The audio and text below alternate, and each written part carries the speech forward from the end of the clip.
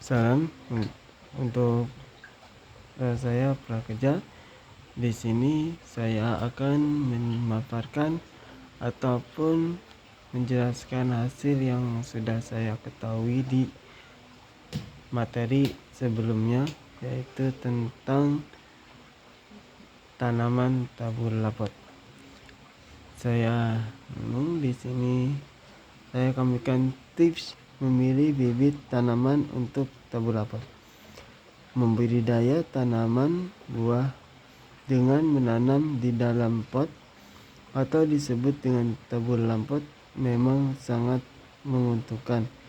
Selain dapat menjadi solusi ketika kita kekurangan lahan, menanam secara tabur lapot ternyata lebih mudah proses berbuahnya, juga menjadi lebih cepat.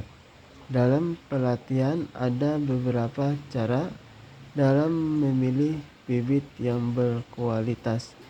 Di antaranya, yang pertama, bibit yang berasal dari vegetatif, karena dalam penanaman bibit menjadi lebih aman karena sifatnya yang sama persis dengan induknya.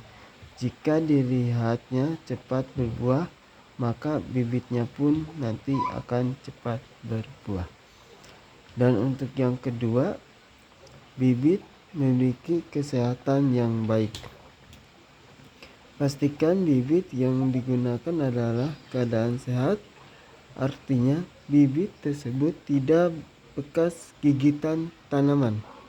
Seperti ini adalah gigitan dari tanaman dalam keadaan artinya bibit tersebut tidak bekas gigitan tanaman atau tidak sedang dihadapi oleh hama.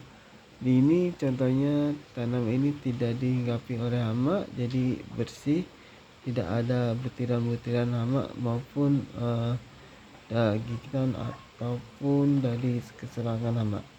Dan yang ketiga yaitu bibit berasal dari tanaman induk. Tanaman induk ini yang sudah cukup umur. Pastikan juga bibit yang Anda dapatkan adalah bibit yang berasal dari indukan. Dapatkan adalah bibit yang berasal dari indukan yang cukup umur. Maksudnya di sini yaitu cukup umur adalah tanaman induk yang telah mengalami pembuahan setidaknya 3 kali semenjak pertama kali ditanam. Nah, bibit ini berasal dari bibit induknya. Jika si induk itu sudah berbuah matang, maka oleh kita ataupun oleh saya dikeringkan untuk dibuat menjadi bibit. Setelah fermentasinya sudah menjadi bibit, maka akan ditanam. Nah, sekarang sudah seumur seperti ini berasal dari bibit tanaman indukan. Dan yang keempat yaitu bibit memiliki sistem perakaran yang kuat. Perakaran yang kuat ini juga hendaknya memiliki sistem perakaran yang kuat, karena umumnya bibit yang berasal dari vegetatif memiliki perakaran tidak kokoh bibit yang didapat secara generatif. Akar ini mempengaruhi pertumbuhan suatu tanaman. Jika akarnya bagus, maka tanaman itu akan subur dan tidak layu. Jika akar itu tidak sesuai dengan yang kita harapkan, maka tanaman itu tidak akan pernah berbuah. Dan selanjutnya yaitu memiliki tempat pemberian bibit yang terpercaya.